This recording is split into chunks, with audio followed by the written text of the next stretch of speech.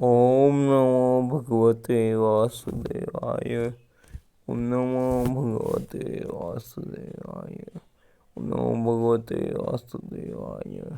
नारायणं नमस्कृत्य नरं चैव नरोत्तमं देवीं सरस्वतीं व्यासं ततो जयमुदीरयेत्। नष्टप्रायेषु भद्रेषु नित्यं भागवतसेवया भगवति उत्तमश्लोके भक्तिर्भवति नैष्ठिकी। व्यास उवाच। यदि प्रणं संस्तूय मुनीनां श्रीमद्भागवतम स्कंद एक अध्याय 4 श्लोक संख्या 1। यदि प्रणं संस्तूय मुनीनां दीर्घसत्र्यं वृद्धकुलपति सूतं बक्रीज सौनको ब्रवीत। शब्दार्थ।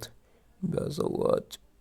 व्यासदेव ने कहा इति इस प्रकार प्रणम बोलते हुए संस्तुति बधाई देकर मुनि नाम बड़े बड़े साधुओं में दीर्घकालीन सत्रिणाम यज्ञ करने में लगे रहने वाले वृद्धा वयोवृद्ध कुलपति सभा के सूतम सूत कुसुम को पौरुष विद्वान का अब्रवीत कहा। अनुवाद। सूत कुसुम को इस प्रकार बोलते देखकर दीर्घकालीन यज्ञोत्सव में लगे हुए समस्त ऋषियों विद्वान वृद्ध गृणी सनक मुनि ने सूत कुसुम को निम्न प्रकार संबोधित करते हुए बधाई। तात्पर्य। ये दोनों की सभा में जब भी वक्ता को बधाइयाँ दी जाती हैं या उनको संबोधित किया जाता है तो बधाई देने वाले में निम्न गतियुक्ताएं होनी चाहिए। उसे सभा का अग्रणी सभापति या तथा ज्येष्ठ व्यक्ति होना चाहिए। उसे विशद विद्वान भी होना चाहिए। श्री सनक ऋषि में सारी योग्यताएं थी।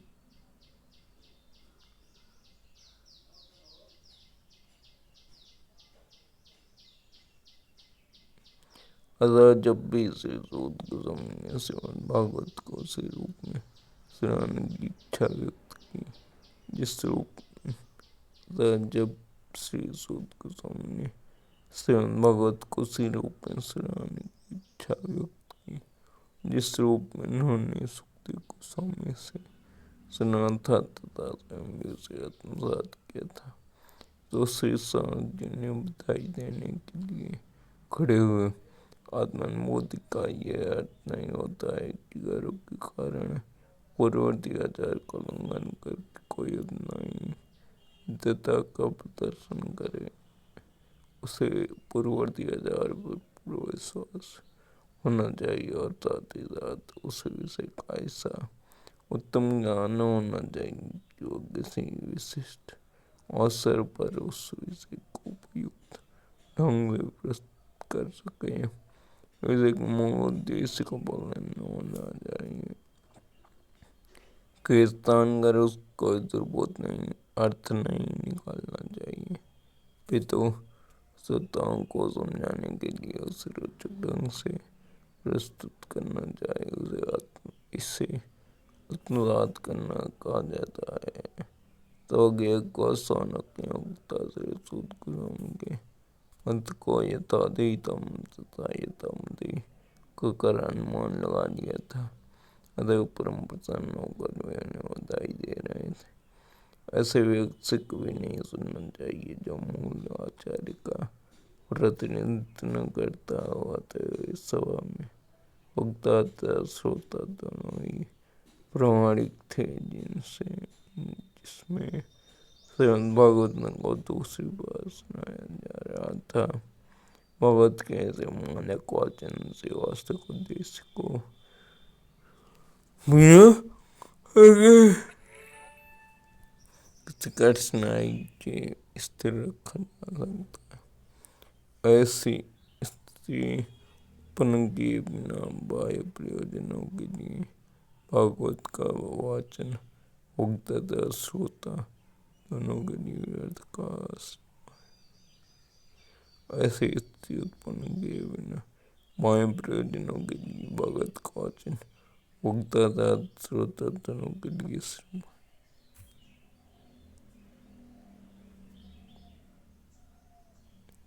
श्लोक दो।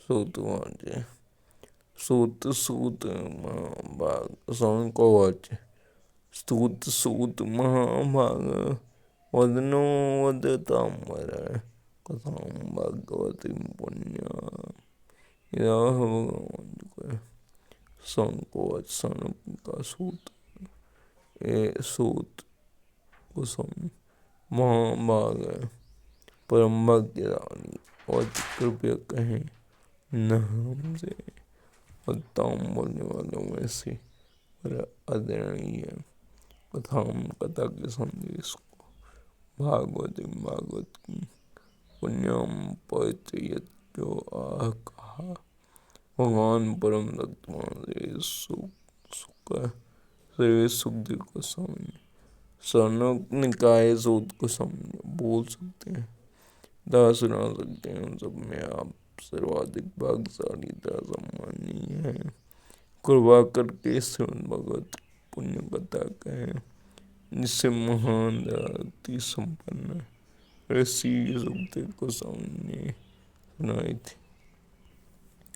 तात्पर्य सौनक गोस्वामी प्रसन्नता के कारण सूत गोस्वामी को दो बार सूत सूत कहकर संबोधित करते हैं क्योंकि वे स्वयं सब के सारे लोग सुखदेव गोस्वामी द्वारा कहे गए श्रीमद् भागवत के पाठ को सुनने के लिए उत्सुक थे। वे किसी ऐसे नकली व्यक्ति से नहीं सुनना चाहते थे जो निजी स्वार्थ के लिए और नए ढंग से व्याख्या करे। सामान्य रूप से भगवत की तरह कथित वाचक कथावाचक या तो पेशेवर वाचक होते हैं या तथाकथित विद्वान निर्विशेषवादी होते हैं जो परम पुरुष की सविशेष दिव्य लीलाओं में प्रवेश नहीं पा सकते। ऐसे निर्विशेषवादी अपनी अपनी रुचि के अनुसार निर्विशेषवादी मत का समर्थन करने वाला कोई न कोई अर्थ निकालते हैं। इन पेशेवर वाचक तो सीधे दसम स्कंद में पहुंचकर भगवान की लीलाओं की कोई तो गलत व्याख्या करने लगते हैं। इन दोनों में से कोई भी वाचक भागवत सराहने का अधिकारी नहीं होता। केवल ऐसा व्यक्ति जो सुखदेव गोस्वामी की तरह भागवत प्रस्तुत करने को तैयार है वो लोग जो सुखदेव गोस्वामी तथा उनके प्रतिनिधि से सुनने को तैयार है श्रीमद् भागवत की दिव्य चर्चा के प्रामाणिक भागीदार है। शोक संगति कस्मिन् युगे प्रत्ययम् स्थाने वाक्येन हेतुना कुतः संजोतितः कृष्णः कृतवान् संविदां मुनिः।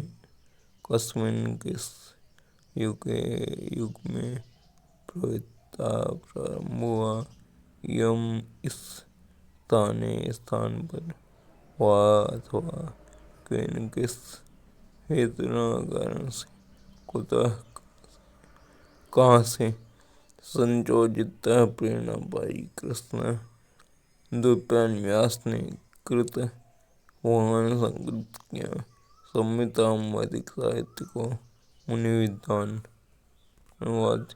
ये कथा किस सर्वोत्तम किस युग में तथा किस स्थान में प्रारंभ हुई और किस कारण इसे प्रारंभ किया गया।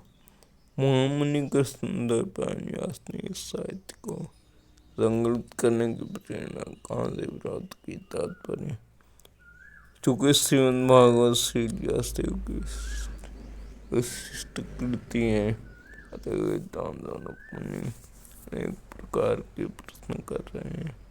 उन्हें ज्ञान तक व्यासदेव भव्य स्त्रियों शूद्रों तथा द्विज परिवारों के पतित जनों को समझाने के लिए वेदों से लेकर महाभारत तक की पूरी व्याख्या कर चुके हैं। श्रीमद् भागवत उन सब विषयों से दिव्य है, क्योंकि इसमें कुछ भी संसारी नहीं है। अतः पूछ गए प्रश्न अत्यंत बुद्धिमत्ता पूर्ण प्रासंगिक। श्लोक संख्या 4।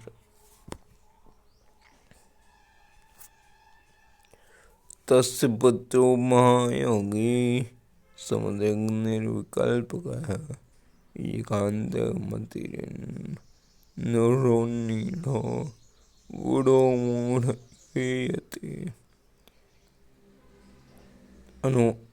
शब्दार्थ तस्य उसका पुत्र महायोगी परम भक्त सौंदर्य निर्विकल्प का नितांत ब्रह्मोदय एकांत मते मन की निष्ठा ब्रह्मोद में स्थिर निद्रा ज्ञान से परे गूढ़ प्रच्छन्न मूढ़ जड़ युव सदृश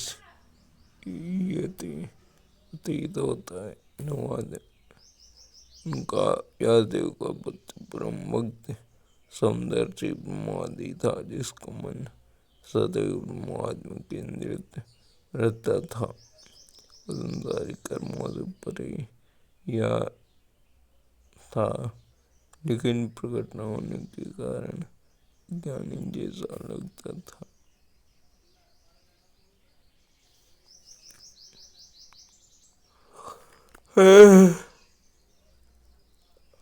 तात्पर्य श्री सुक्ति को मुक्ति थे हुए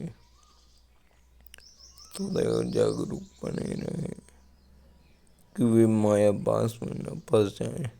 भगवद गीता में इस जागरूकता की रोचक व्याख्या की गई है कि मुक्त जीव तवत जीव के पृथक पृथक कार्य हैं। मुक्त जीव निरंतर आध्यात्मिक भक्ति के पथ पर अग्रसर होता रहता है, जो बच्चों के लिए एक स्वप्न जैसा है। जीव मुक्त जीव के वास्तविक कार्यों की कल्पना तक नहीं कर सकता, जबकि वह जीव आध्यात्मिक कार्यों का स्वप्न देखता है। हिंदू मुक्त जीव जागृत रहता है। इसी प्रकार मुक्त जीव के कार्य मुक्त जीव को स्वप्न प्रतीत होते हैं। भले ही ऊपरी तौर पर बद्ध जीव तो मुक्त जीव एक ही धरातल पर लगाए, लेकिन वास्तव में भिन्न भिन्न कार्यों में लगे रहते हैं और उनका ध्यान सदैव या तो इंद्रिय भोग पर या फिर आत्म साक्षात्कार की ओर लगा रहता है। बद्ध जीव पदार्थ में मग्न रहता है, जबकि मुक्त जीव पदार्थ से पूर्ण रूप में निरपेक्ष रहता है। इस निरपेक्षता की आगे व्याख्या की गई है। श्लोक संख्या 5।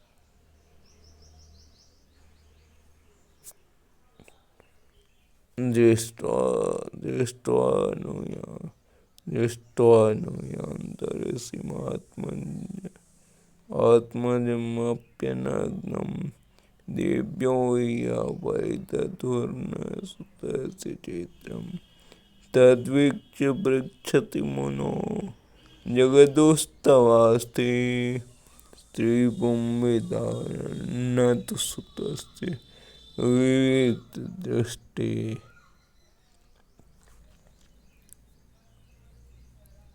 शब्दार्थ दृष्टवा देखकर, अनुयान्तम पीछा करते हुए, ऋषि आत्मजम अपने पुत्र को, यद्यपि नग्न नहीं, दिव्यः सुंदरियों ने या लज्जा से परितद्रो शरीर ढक लिया, नहीं सुतस्य पुत्र का चित्रम आश्चर्यजनक तत्वीक्ष्य यह देखकर पृच्छति पूछता है मुनि व्यास को, जगतु उत्तर दिया तब तुम्हारा अस्ति है शिवम नर नारी पिता अंतर नहीं तो, लेकिन तस्य पुत्र का व्यक्त दृष्टि देखने आने का अनुवाद जब सूर्यास्त अपने पुत्र के पीछे पीछे जा रहे थे तो नग्न स्नान करती सुंदर तरुणियों ने वस्त्रों से अपने शरीर को ढक लिए। वे दिव्यास्ते स्वयं नग्न थे, लेकिन जब उनका पुत्र वहीं से गुजरा था तब उन्होंने वैसा नहीं किया था। मुन्ने इसके बारे में पूछा तो तरुणियों ने उत्तर दिया कि उनका पुत्र पवित्र है, और जब वह उनकी ओर देख रहा था तो उसने स्त्री तथा पुरुष में कोई भेद नहीं माना, लेकिन मुनि तो भेद मान रहे थे। तात्पर्य: भगवद गीता 5:18 में कहा गया है कि विद्वान साधु अपनी आध्यात्मिक दृष्टि के कारण किसी विद्वान भद्र ब्राह्मण, चांडाल, कुत्ता या गाय पर समान दृष्टि रखने वाला होता है।